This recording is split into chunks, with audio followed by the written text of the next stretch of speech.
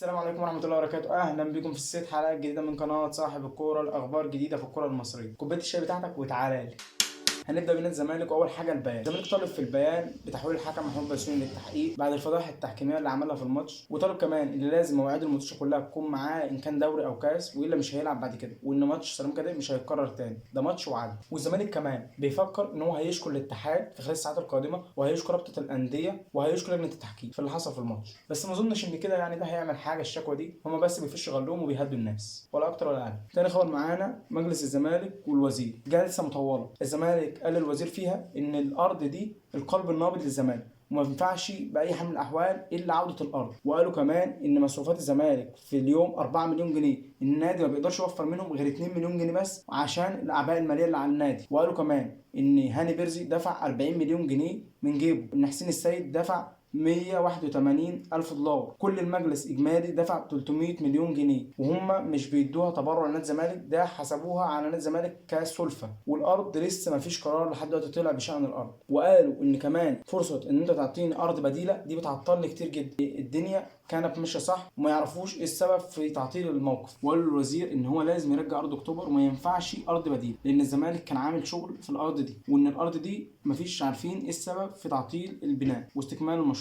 وشايفين كمان ان نادي الزمالك تعرض لظلم شديد جدا في القضيه اللي احنا فيها دي. اخش لك بقى على قصه عايز احكي لك فيها شويه كواليس. عبد الله السعيد والهري اشتغل بعد الماتش ان حسام شتم عبد الله في الملعب، واللاعب حط ايده على بقه بسبب ان هو شتم، وكلام كتير كده ملوش اي اساس من الصحه. هقول لك انا الجديد بقى. كل الكلام ان عبد الله السعيد في وسط الماتش قبل ما يجي الجون، كل الناس عماله تقول لك بعد ما يجي الجون الثاني عبد الله اتعصب على اللعيب حسام عبد المجيد وكده. لا، مفيش اي حاجه من الكلام ده. بعد ضربه الجزاء اللي ضاعت من صديق جول اللي كانت في الدقيقه حاجه و60، حسام وعبد الله مش بيكلموا بعض. عبد الله بيكلم كل اللعيبه اللي هو خط الدفاع وخط الوسط: يا جماعه في مشكله من الشوط الاول ان في مساحات كبيره من خط الوسط وخط الدفاع، لازم نتراجع كلنا ونقفل الحته دي. حسام قال له لا، احنا بننفذ تعليمات واحنا شغالين صح واحنا عارفين احنا بنعمل ايه. ده كل اللي حصل بينهم. ده بيرد عليه كوره وده بيتكلموا في كوره. حسام ما غلطش في عبد الله السعيد، ونفس الوقت عبد الله السعيد ما غلطش في حسام عبد المجيد. وعبد الله السعيد ما طلبش باي غرامات على حسام عبد المجيد. وعبد الله السعيد كابتن وليه صلاحيات حتى وهو مش معاه الشرط، وخصوصا ان الجون اللي جه في الزمالك من المساحه اللي اتكلم فيها عبد الله السعيد في الماتش واللي ما نفذهاش حسام عبد المجيد وخط الدفاع. يعني الغلطه اللي اتكلم عليها عبد الله السعيد جه منها الجون.